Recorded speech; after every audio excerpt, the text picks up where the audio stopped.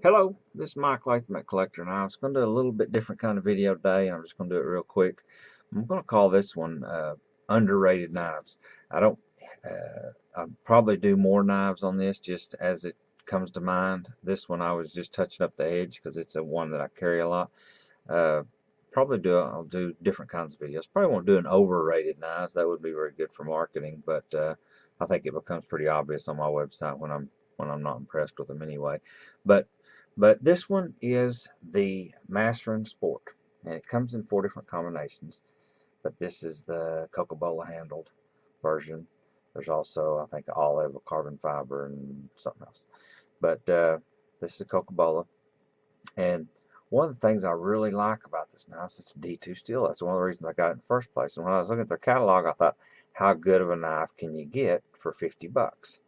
But for the money, this one come in, and I bought several of each of the handles, and this one come in and had a little hairline crack in the wood, and so I throw a lanyard on it and put it in the pocket.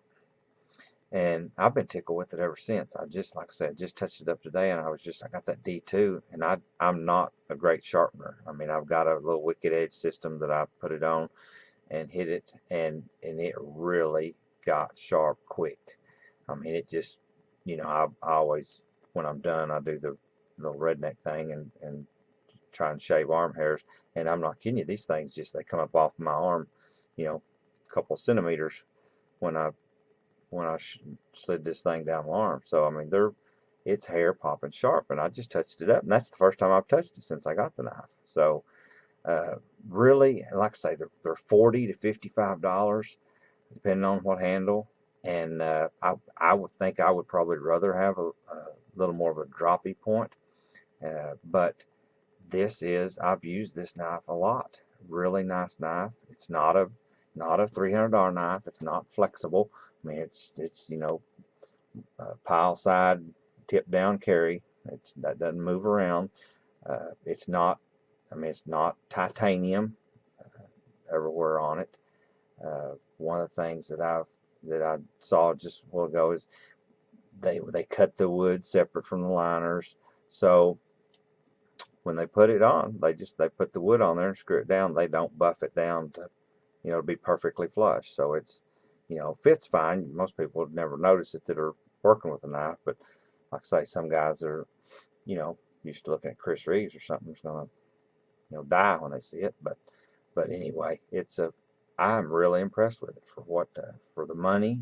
It's just, I mean, to be honest with you, uh, if it was from a couple other makers, they could put uh, $80, $90 on it, and it wouldn't be a problem for most people. So anyway, and this Masterin. They're over there in Maniago with Line Steel and Viper Technicut. They're all three right there in the same town in Italy. But it has some things I really like about it. They didn't leave any sharp edges. They rounded off their edge there, and they come down in here. So it's got a good profile. It sits in the pocket nice.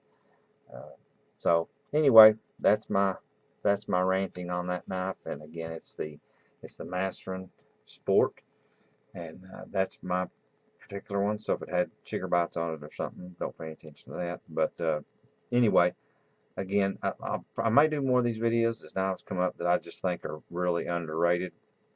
I've already got one more in mind. But anyway, that's Mike Latham at Collector Knives. Let me know if I can help you with anything.